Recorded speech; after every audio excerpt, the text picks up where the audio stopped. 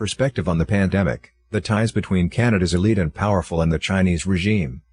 Commentary by Yao Liang, Tanya Du. June 18, 2020. Canada is among the top 20 countries in the world with the most cases of COVID-19 infection, despite its relatively small population and low population density. Within Canada, Quebec has been the hardest hit region by far. By mid-June, Canada had around 100,000 cases of infection and more than 8,000 deaths.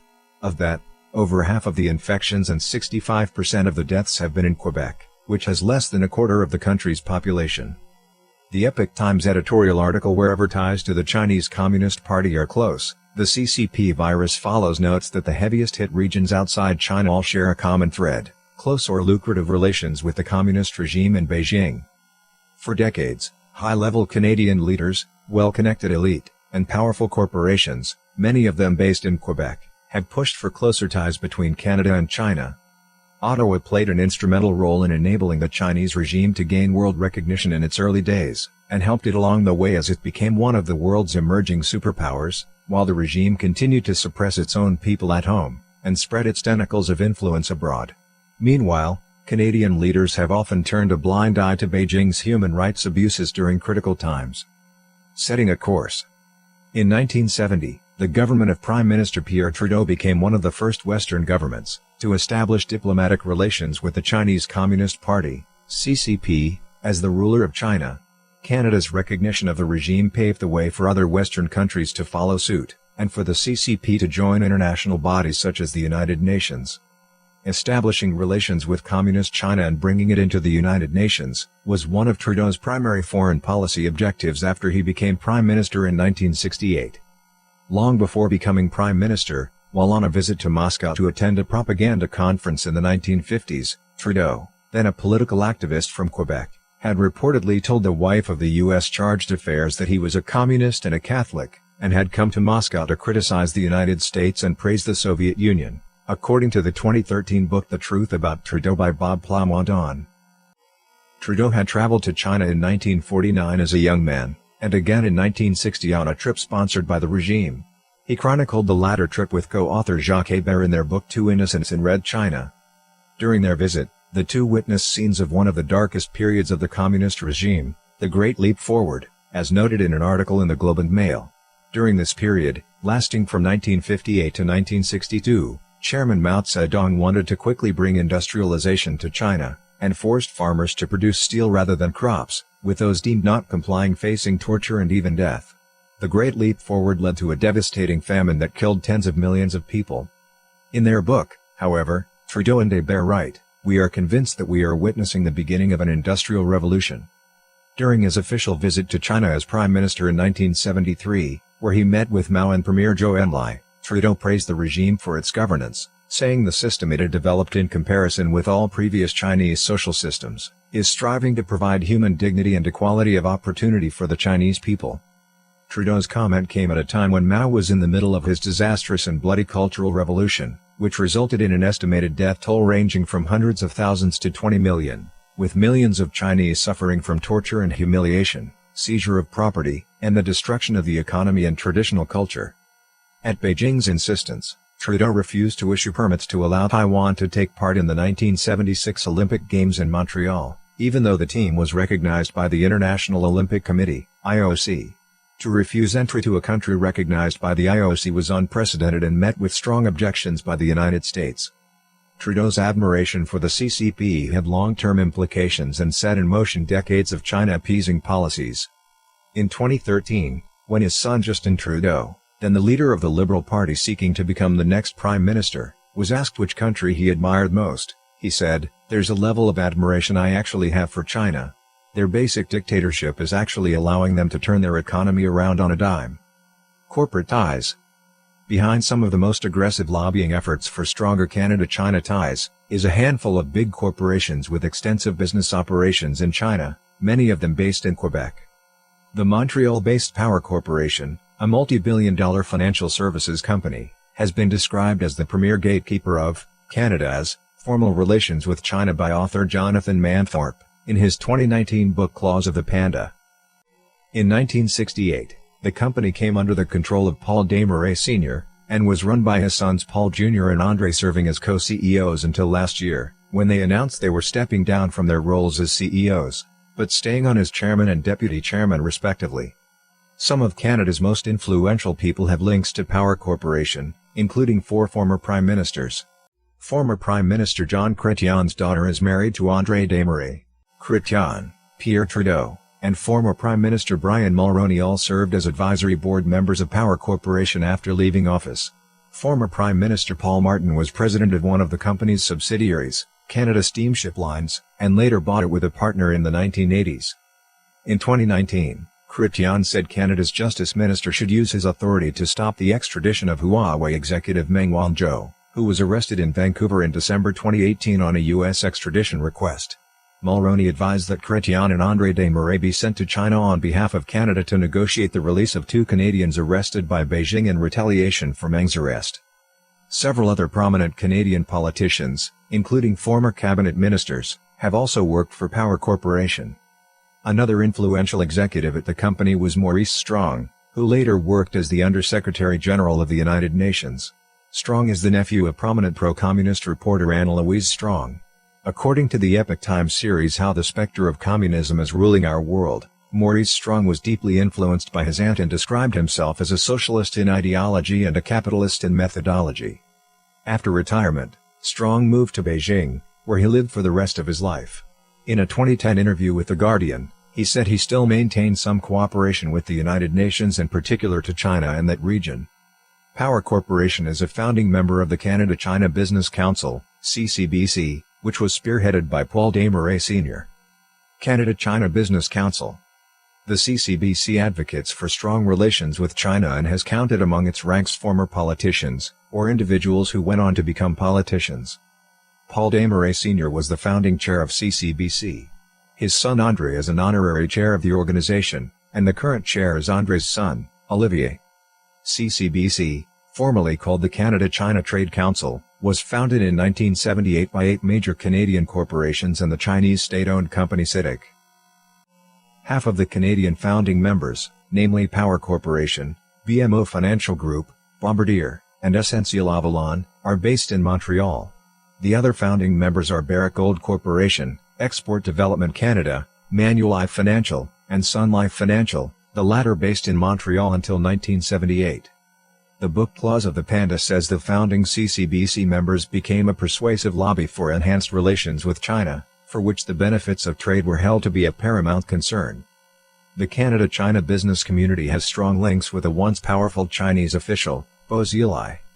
Bo was a rising star of the CCP, until he was removed from his post as party chief of the megacity of Chongqing, after a scandal involving Chongqing official Wang Lijun. Wang gave accounts of the involvement of Bo and Bo's wife, Gu Kailai, in the murder of a British businessman to the American consulate in Chengdu. Bo was part of a faction loyal to former Chinese leader Jiang Zemin, a rival of current leader Xi Jinping. According to some accounts, Bo and some other officials in Jiang's faction had been plotting to overthrow Xi, and this was one of the main reasons Bo was removed from power. Both Bo and wife Gu were heavily involved in, and profiting from, the state-sanctioned harvesting of organs from fallen Dafa prisoners of conscience. Chrétien once called Bo an old friend, and he was called one of our key bridges by Sergio Marchi, a former Liberal trade minister and a past president of the CCBC, according to the Globe and Mail. The relationship between Bo and the business community is rooted in the close ties he had with the Desmarais family. The Globe reported last year that Bo's son, Bo Guagua, is working for Power Corporation, but the ties go all the way back to the time of Paul Desmarais Sr. and Bo Xilai's father. According to the Globe, Bo's father, Bo Yibo, at that time vice premier of the CCP, visited Paul Desmarais Sr. in the 1970s, while en route to Washington to lay the groundwork for U.S. President Richard Nixon's trip to China. Shortly after Bo became China's commerce minister in 2004, Power Corporation was one of the first foreign companies receiving designation to buy and sell yuan-denominated shares on Chinese stock exchanges, the Globe notes. CITIC Power Corporation ties. CITIC Group Corporation, the only China-based founding member of the CCBC, is one of the Chinese entities that Power Corporation has deep ties with. The company is a state-owned investment company established to bring in Western investment to China. CITIC was founded with the personal approval of Deng Xiaoping, the leader of the Chinese regime after Mao's death. Its founder, Rong Yiren, later a vice president of the People's Republic of China, was known as the Red Capitalist. André Desmarais was a board member of CITIC Pacific, a subsidiary of CITIC, from 1997 to 2014. During this period, Power Corporation bought stakes in CITIC Pacific. Power Corporation also has a 13.9% ownership in China Asset Management, an affiliate of CITIC. Mackenzie Financial Corporation, an indirect subsidiary of Power Corporation, has a 13.9% stake in China Asset Management as well. With a direct stake in such a broad swath of China's economy, the Desmarais surely stand to benefit from Canada's increasingly cozy relationship with the Communists in Beijing, says a 2005 Western Standard article titled Puppets of Beijing. CITIC has included many CCP princelings, children of party leaders, in its leadership ranks, including Wang Jun, who is the son of one of the CCP's 8 elders, and Bo Zisheng, the brother of Bo Zilai and son of Bo Yibo, one of the party's most senior political figures. Paul Desmarais Sr. and André first met Rong during a business mission to China, at the invitation of Prime Minister Pierre Trudeau, according to La Presse. Before Power Corporation bought a stake in CITIC, the Desmarais-Rong relationship had resulted in another joint venture in 1986, an investment in a sawmill in British Columbia. Expanding the relationship. Former Prime Minister Mulroney, who has provided professional services to Power Corporation on different occasions, also sat on the board of CITIC after leaving office. According to a Globe article, Paul Desmarais Sr. was one of Mulroney's 2 main mentors as a young man. Power Corporation regularly used Mulroney as a labor lawyer. According to the 2014 book Engaging China, after a 1986 official visit to China as Prime Minister, Mulroney wrote, "Much remains to be done in expanding the relationship, but persistent work by successive Canadian Prime Ministers, principally Pierre Trudeau, is clearly paying off." Following the 1989 Tiananmen Square massacre, when much of the Western world shunned diplomatic ties with Beijing, Mulroney told Zhu Rongji, China's vice premier at the time, that Canada would be prepared to fully engage with China in the years ahead, but would need to be cautious because of Canadians' concerns about human rights. Mulroney played a key role in forging a partnership between Desmarais and entrepreneur Peter Munk, to invest in gold deposits in China in 1994, a year after the end of his prime ministership. During a trip to China, Munk was impressed that Mulroney was able to arrange a dinner with Zhu Rongji, then head of China's central bank, without whom they wouldn't be able to get access to China's gold deposits. This is a good example of how Brian Mulroney uses his connections and contacts, and turns them into international business opportunities for the companies he's involved with, Munk told the Globe. Pro-Beijing turn. The article Puppets of Beijing notes that Ottawa took a distinct pro-Beijing turn under Chrétien. Chrétien once told the Chinese state-owned news network CGTN that he visited China many times when he was Prime Minister. For the 10 years as the Prime Minister, I met the President of China 17 times, so I was close to China, Chrétien told CGTN. The Chinese leader during Chrétien's tenure was Jiang Zemin, who came to power following the Tiananmen Square massacre, as the previous leader, Zhao Ziyang, was deemed too sympathetic to the protest movement. Jiang went on to launch a brutal campaign of persecution against the traditional meditation discipline Falun Dafa in 1999. After the 1989 Tiananmen Square massacre, Chrétien was one of the first world leaders to bring China out of isolation, rebooting relations with Beijing after the West had shunned the regime for its killing of unarmed protesters. Chrétien made a trade visit to China in 1994, bringing along premiers, foreign affairs officials, and some 400 business executives. The delegation signed $9 billion in trade deals while in China. Ahead of the trip, Chrétien and other officials said they would be using the visit to discuss the issue of human rights. But that issue was put aside, a Maclean's article notes. "We do not practice megaphone diplomacy, but we do not practice doormat diplomacy either," a senior Foreign Affairs Department official told Maclean's at the time. The article notes that the closest Chrétien came to discussing the issue was in a meeting with Chinese Premier Li Peng. Chrétien raised the issue so briefly that a Chinese Foreign Affairs Ministry official later insisted it had not come up at all, and Nova Scotia Premier John Savage, who was at the meeting, did not initially recall any mention of the subject, the article says. During Chrétien's tenure, Canada withdrew its support for a UN resolution censuring China for human rights abuses in 1997. Instead, any talk of human rights was reserved for private meetings, where Chinese representatives simply brushed off the issue. The year 1997 was also a key year for Power Corporation's foray into CITIC, as that was when it acquired a significant stake in the company's subsidiary CITIC Pacific, and André Desmarais became a board member of the subsidiary. Chrétien also supported China's admission to the World Trade Organization, which was instrumental in enriching the regime's coffers. Martin, who succeeded Chrétien as prime minister, maintained his predecessor's China policy. During a 2005 trip by Chinese leader Hu Jintao to Canada, Martin and Hu agreed to build a strategic partnership between the two countries. Some of the biggest orders for Martin's shipbuilding business before he became prime minister came from China. According to an article published in The Walrus, in 1995 his Canada Steamship Lines Company commissioned 3 new self-unloader vessels from the Chinese state-owned Jianan shipyards. Resuming close ties. When Stephen Harper became prime minister in 2006, there was a considerable change in Canada's China policy, with Harper more vocally calling out Beijing's human rights violations. He also refused to go to the 2008 Beijing Olympics, which angered the CCP. However, in the later years of his tenure, his government began to ease its tone on China. Manthorpe writes in Claws of the Panda that behind this warming up in tone was a major lobby operation mounted using the CCP's agents of influence in business and academia, to get the Harper government to change its attitude toward China. After the Liberal Party won the 2015 federal election, it almost immediately began a policy of seeking closer ties with China, at one point even considering an extradition treaty with the regime.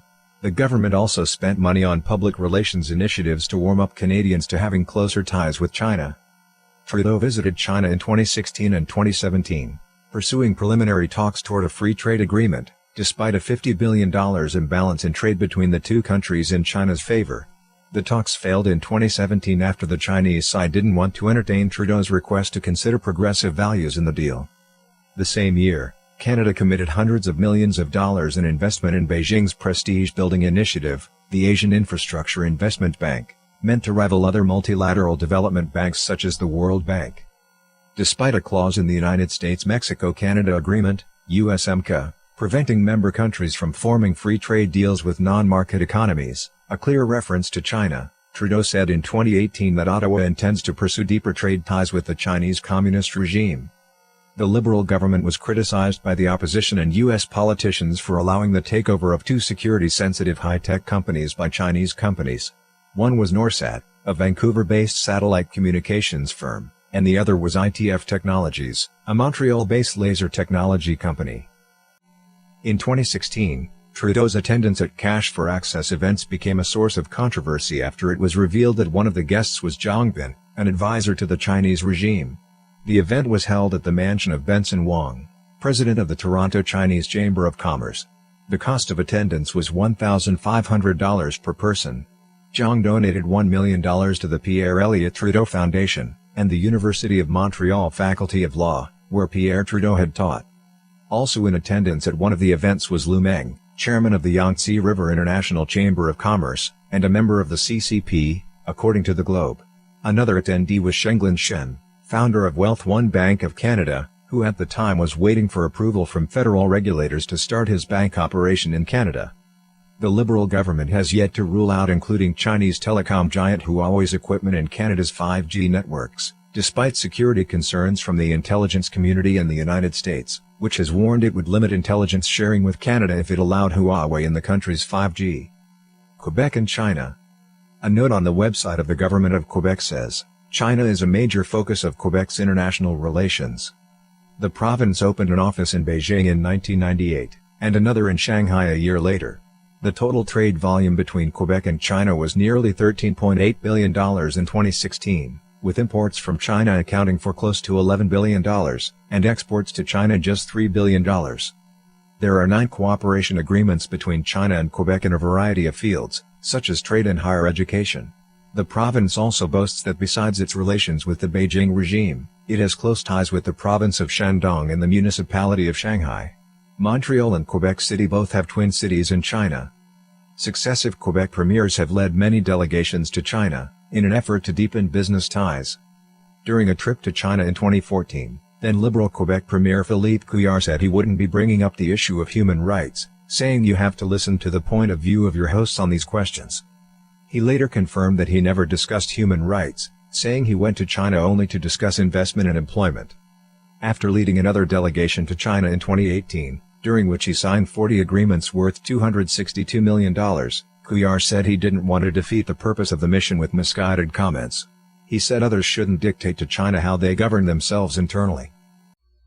Former Quebec Premier Jean Charest, who was premier from 2003 to 2012, criticized the Harper government in 2014 for not pursuing trade ties more aggressively with China.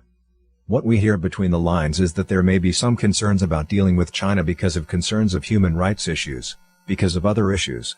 But if that was the case, you'd think that would have been taken into consideration before you negotiate the agreement, Charest said in an interview with CBC, referring to the negotiation of a foreign investment promotion and protection agreement.